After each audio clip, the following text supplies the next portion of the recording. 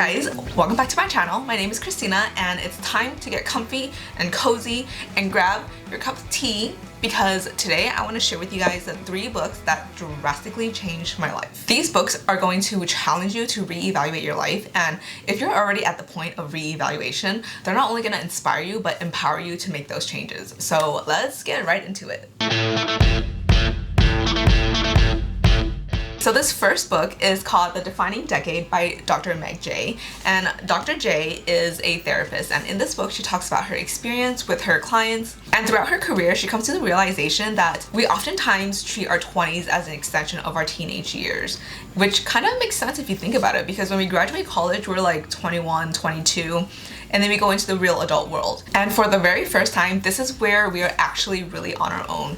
No parents, no teachers, no counselors. And so it's kind of like the story of the kid who is sheltered their whole life, and then they leave home for college and they go wild. And that's basically us in our 20s, me included.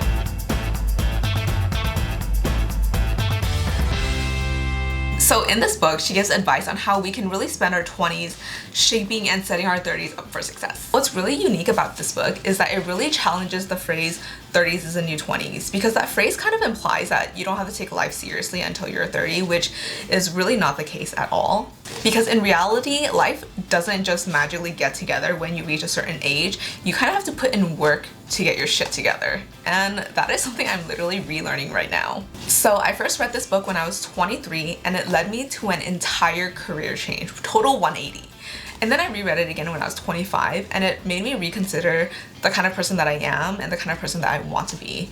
But the biggest lesson that it's taught me that I've implemented throughout my entire 20s is that you have to live life intentionally. So for example, if you know that you want a serious relationship, it doesn't mean that you can't date for fun. You can go ahead and date for fun, but you should be intentional about these dates. Like, each of these dates should lead you to the person that you ultimately want to spend maybe not the rest of your life, but a good portion of your life with. Or if you're unhappy with your career, then maybe you need to reconsider what your priorities are and find something that helps you prioritize that priority. And doing that thing might be really scary because you might have to take a pay cut or take an extra job, but it's about the sacrifices and taking action to get to where you want to be. So if you're in your 20s and you don't want to feel lost in your 30s, and that's okay if you do feel lost in your 30s, girl, because I'm right there with you, but if you don't want to, or if you want some kind of guiding light or assistance, I definitely recommend this book for you. She goes over like every aspect of life, from love, relationships,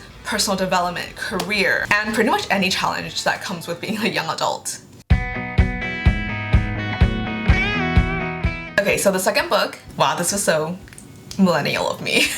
So the second book is Eat, Pray, Love by Elizabeth Gilbert, and I don't have the hard copy with me, so let me just enter a little graphic right here. Eat, Pray, Love. And if you guys think you know this book because you've watched a movie, oh my god, this movie does not do this book justice. And neither is my summary, but I'm going to try my very best. So this book is kind of like an autobiography of the author who goes through a very tumultuous time in her life. Her world gets flipped upside down not once, but twice, when she decides that she wants to divorce her husband, and then she falls in love with a guy and the relationship turns toxic.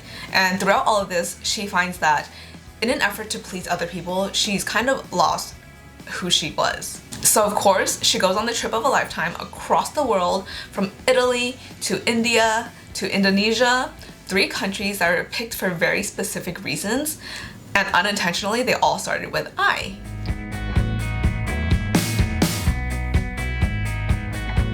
So this book is not inspiring because it's about a woman that's trying to find herself, but more so because it's about a woman who is terrified of what's ahead, and she pushes herself to do it anyways. And she goes through the discomforts of not just life in general, but the discomfort of facing who you are and then making the really hard choices to stay true to yourself so that you can finally become the person that you want to be, or that you know you can be. And this is like my second or third time reading the book, and I'm not gonna lie, I really just picked it up because I was looking for some traveling ideas, but the amount of times that I cried because of how much I could relate to the author at this point in my life, it's a little bit concerning, okay? So for me, I had a very romanticized idea of 30, and then 30 crept up really soon, and for some reason I just thought that magically when you turn 30 you'll have your shit together. Because in reality, life doesn't just magically get together when you reach a certain age. You kind of have to put in work to get your shit together. But surprise, surprise, you don't. And this book helped me in a way that it made me feel less alone, because this author was already really successful before she even wrote this book, and she still felt like she had to rediscover herself.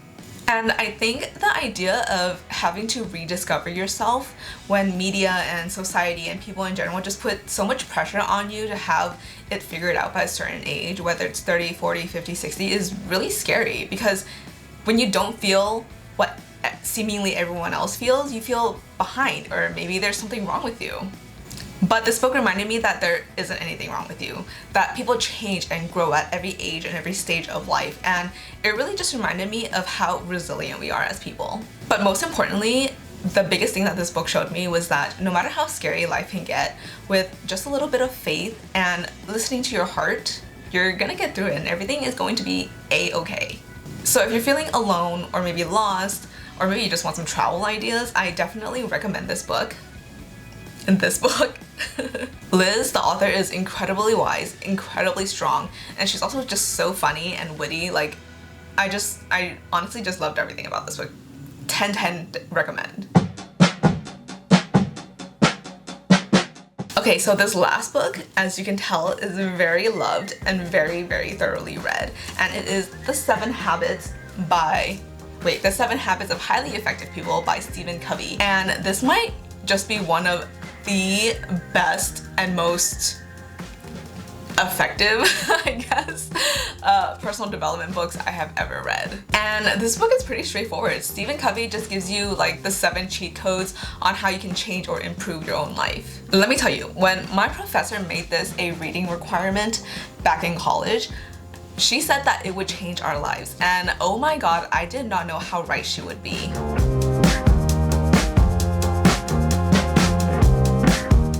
So this book starts off really strong by challenging you to challenge your core beliefs. And not only that, there's a question in the book that asks you to think about, if you died, what would you want people to say about you at your funeral? And this question alone, even if you don't incorporate the 7 things, is strong enough to help you change your life. So when I read this book at 18, when it was assigned, I did not think I would like it. I also did not think it would have such an impact on my life. But the biggest impact from this book is that question.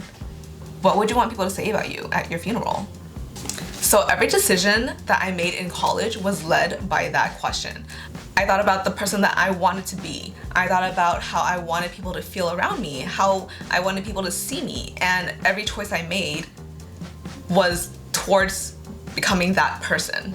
So I guess now that I'm thinking about it, it's very much like fake it till you make it, because sometimes in order to be the person that you want to be, you have to start acting like that person before you truly become that person. So if you're someone who is truly considering a serious change in your life, like you're really reevaluating a lot of things, I think this book would be really helpful for you. This book is very, very action biased, so it gives you a lot of examples, very compelling examples, and concrete steps on what you should be doing to change your life. These are my 3 most life-changing books. I have read these books several times over and over again, and every single time I have learned something new. They continue to be inspiring and empowering, and honestly, I'm not gonna lie, these books are kind of like same but different in the way that they all give you insight and actionable steps on how you can change or improve your life. With The Defining Decade for young adults, Eat, Pray, Love for the girlies, and The 7 Habits for those who are truly serious about changing their lives. And honestly, even if you're not looking for a change, these books are just really great reads in general and just very insightful. So